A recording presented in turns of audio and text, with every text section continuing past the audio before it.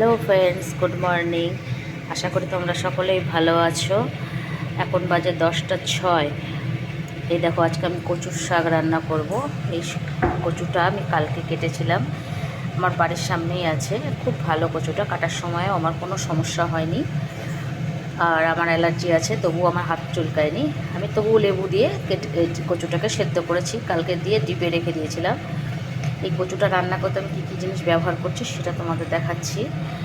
দেখো, প্রথমে দেখাই হলুদ, শাহি জিরে দেখতে পাচ্ছ খুব অল্প পরিমাণে নিয়েছি, 5 ফোড়ন, স্বাদ অনুযায়ী লবণ, এখানে আছে তোমার শুকনো লঙ্কা আর 3টে নিয়েছি অবশ্য, আর কাঁচা এলাচ আর দারচিনি, চিনি আছে, ব্যালেন্স করবো একটু।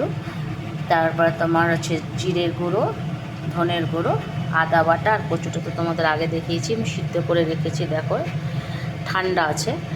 আর এটা হচ্ছে নারকেল কোড়া, আর এই যে রইলো তেল। এবার ভাববা তেলটা এরকম জায়গায় কেন, আমি এরকম জায়গায় নিয়েছি, আমার খুব ভালো লেগেছিলো জিনিসটা। এটা মাটির। আর এই দেখো আগুন জ্বলছে, খুব সিম আছে। আর এই যে কড়াই বসিয়ে দিয়েছি। এবার রান্না করার পরে আমি তোমাদের দেখাবো রান্নাটা কেমন হলো। তবে একটা জিনিস বলবো, কচুটা এইভাবে রান্না করলে খুব ভালো হয়, সত্যিই খুব সুন্দর হয়। আর এর ফাঁকে তোমাদের আমি আর একটা জিনিস দেখাই। দেখো, আমি যে বেলগাছের চারাটার একটা ভিডিও দিয়েছিলাম, সেই বেলগাছগুলো সবগুলো হয়েছে। তবে আমি একটা বেলগাছ সরিয়ে এইভাবে টবের মধ্যে ছোট্টভাবে প্লান্টেশন করে রেখেছি। দেখা যাক এটা কী হয়। আর এই দেখো, আমার কত তরমুজের গাছ হয়েছে জানো, আমি বীজ ফেলেছিলাম, গাছ হয়েছে। দেখা যাক তরমুজের গাছটা কেমন হয়। ঠিক আছে, রান্না হওয়ার পর আমি তোমাকে দেখাচ্ছি কি হলো।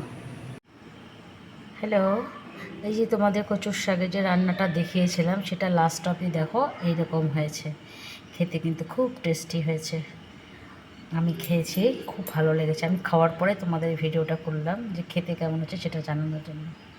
ঠিক আছে, নেক্সট ভিডিও দেখা হবে, টাটা।